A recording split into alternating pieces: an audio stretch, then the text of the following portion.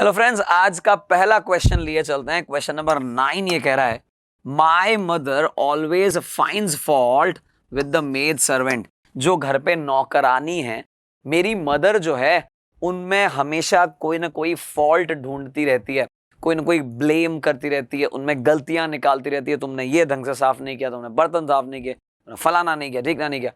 ऐसा ये स्टेटमेंट कह रहा है, मैं कुछ भी नहीं कह रहा।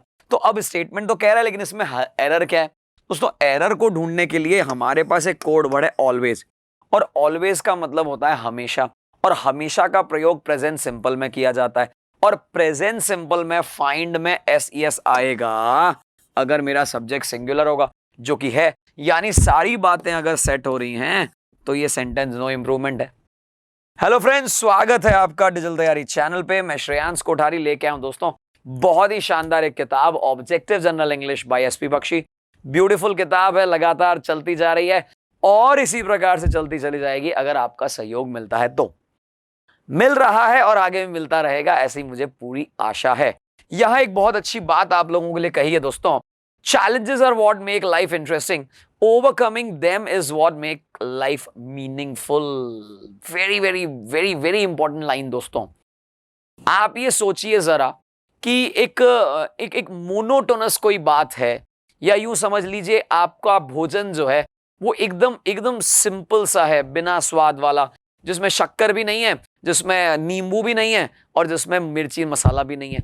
तो एक्चुअली वो स्वाद जो है ना, वो आपको नहीं पसंद आएगा, क्योंकि उसमें कोई स्वाद ही नहीं, बेस्वाद है। जब ऊपर और नीचे, उतार और चढ़ाव जब आते हैं ना, तभी तो वो चीज को और बेहतर बनाते हैं। थोड़ा उसमें नमक पड़ता है, थोड़ा मिर्ची पड़ती है, थोड़ा नींबू निचोड़ते हैं, तो डेफिनेटली उसमें एक अलग तरह का टेस्ट बनता है। आपने देखा होगा जब हार्ट बीट को मॉनिटर पे देखते हैं, सीआरटी पर देखते हैं, तो वो अप एंड डाउन करती है। अगर वो सीधी लाइन आती है तो क्या कहते हैं? भैया ये तो गया काम से। यानी कि सिंगल टोन, मोनोटोनस जो है वो लाइफ नहीं होनी चाहिए। कुछ ना कुछ स्ट्रगल्स आने चाहिए, कुछ ना कुछ संघर्ष हमें मिलते रहने चाहिए। और ये जो संघर्ष हैं हमको जो मिलते हैं, जो हार्डशिप्स हमें मिलती हैं, वो लाइफ को और इंटरेस्टिंग बनाती है। लाइफ जीने का मजा ही कुछ और आता है।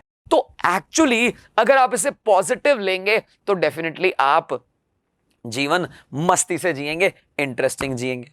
और जब आप इनको ओवरकम कर जाएंगे, जब इनको फुलफिल कर जाएंगे, जब इनसे आगे बढ़ जाएंगे, तो फिर कहना ही क्या, फिर तो मजा ही कुछ और आ जाएगा। कुछ और का मतलब क्या है दोस्तों? वो आपकी लाइफ को मीनिंग दे देगा। वो मीनिंग कैसे दे देगा? जब आप कहीं कई वर्षों बाद जब आप बूढ़े हो जाएंगे, जब आप 65, 70, 80 के हो जाएंगे, जब आप जाने के करीब हो जाएंगे, तब आप देखेंगे कि मेरी लाइफ में क्या मीनिंग थे।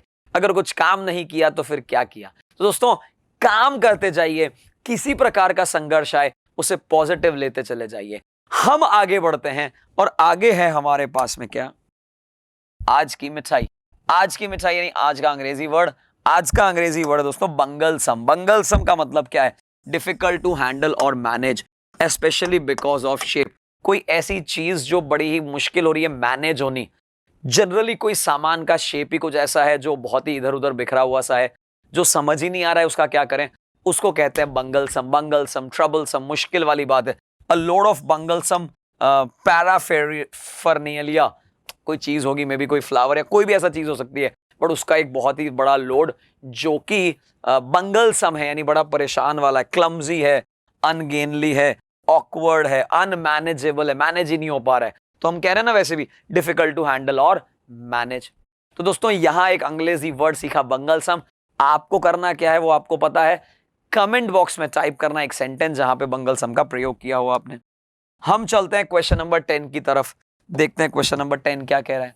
You ought not to have gone there but you did. तुम्हें वहां नहीं जाना चाहिए। ऑट नॉट यानी नहीं होना चाहिए, ऐसा होना ही नहीं चाहिए, यानी तुम्हें वहां जाना ही नहीं था।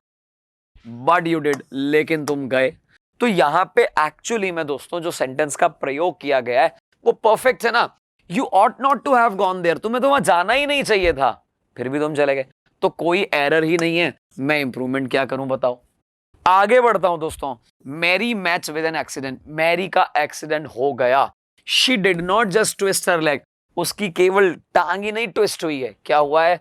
शी हैज ब्रोकन इट, वो तो तोड़ चुकी है उसे।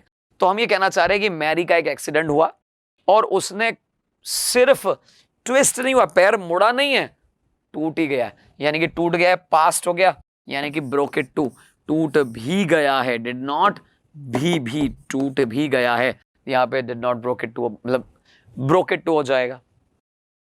Question number 12, what is needed, क्या चाहिए, is not large houses but small cottages, हमें बड़े बड़े घर नहीं चाहिए बट छोटे छोटे कॉटेज चाहिए मेरे भाई, ऐसा ये कहना चाह रहा है। यानी यहां पे क्या आ जाएगा, इज।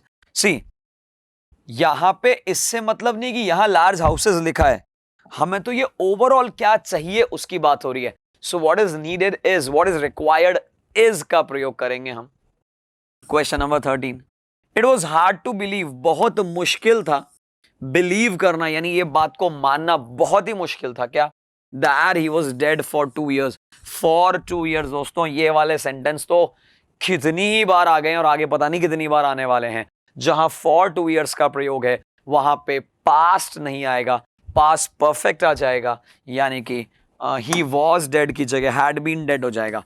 2 वर्षों से वो डेड है, यानी हैड बीन डेड। क्या ये बात समझ आ रही है? ये बहुत बारीक चीज है और बहुत अच्छे समझनी है, और ये बहुत सारी बार आ चुकी है एग्जाम में, बस आपको भी ध्यान रखना है अपने एग्जाम में। चलिए दोस्तों, इस तरह के क्वेश्चन एसएससी बैंक सभी जगह आ सकते हैं। क्वेश्चन नंबर 14 की बात करते हैं। Do not take another step, नहीं भैया अगला स्टेप मत लेना, else your life will face great peril, peril का मतलब है डेंजर, डेंजर को फेस नहीं करेंगे तुम डेंजर में पड़ जाओगे, ऐसा कह रहा है। You will be in danger, कहते ना he is in danger, he is facing danger थोड़ी बोलते हैं, ही इज इन डेंजर, वह डेंजर में है, यानी कि डू नॉट टेक अनदर, एक और भैया कदम आगे मत बढ़ाना, एल्स नहीं तो क्या होगा, तुम्हारी लाइफ डेंजर में आ जाएगी, ठीक है ना। क्वेश्चन नंबर 15 देखिए, I would gladly अकंपनी your sister, मैं तुम्हारी बहन को कंपनी दूंगा, उसके साथ जाऊंगा, बड़ी खुशी के साथ जाऊंगा तुम्हारी बहन के साथ, अगर तुम मुझे कहोगे, अगर तुम मुझे कहोगे कि भैया मेरे बहन को वहां पहुंचाना है या उसके साथ जाना है, अगर तुम कहोगे तो मैं खुशी से उसका साथ दे दूंगा, ऐसा ये स्टेटमेंट कह रहा है। तो दोस्तों आपको यहां समझना है क्या, यहां पे उसका स्ट्रक्चर समझना है। स्ट्रक्चर क्या है? स्ट्रक्चर कह रहा है कि इफ वाले पोर्शन में अगर हैड आता है तो इसमें वुड हैव प्लस V3 आता है। वापस सुन लीजिए, अगर इफ वाले पोर्शन में हैड का प्रयोग होता है तो इस वाले पोर्शन में वुड हैव V3 का प्रयोग किया जाता है। आज का आखिरी प्रश्न है दोस्तों, he was likely to win the elections, वह इलेक्शन जीतने वाला था by the sweeping majority, by the नहीं होगा दोस्तों, बाय अ स्वीपिंग मेजॉरिटी, मतलब एक स्वीपिंग मेजॉरिटी के साथ वह जीतने वाला था इलेक्शन, ऐसा ये स्टेटमेंट कहना चाह रहा है। स्वीपिंग मेजॉरिटी का मतलब है भैया एकदम ताबड़तोड़ झाड़ू लगा के साफ कर दिया, सफाया कर दिया सामने वालों का, ऐसा ये स्टेटमेंट कह रहा है। तो दोस्तों यहां आज की क्लास समाप्त होती है, अंग्रेजी की इसी प्रकार की क्लास चलती रहेगी, आप बने रहिए, आप ही का प्यारा चैनल है ये डिजिटल तैयारी, और हाँ शेयर करना मत भूलिएगा। Thank you. Please like, share, subscribe digital तैयारी।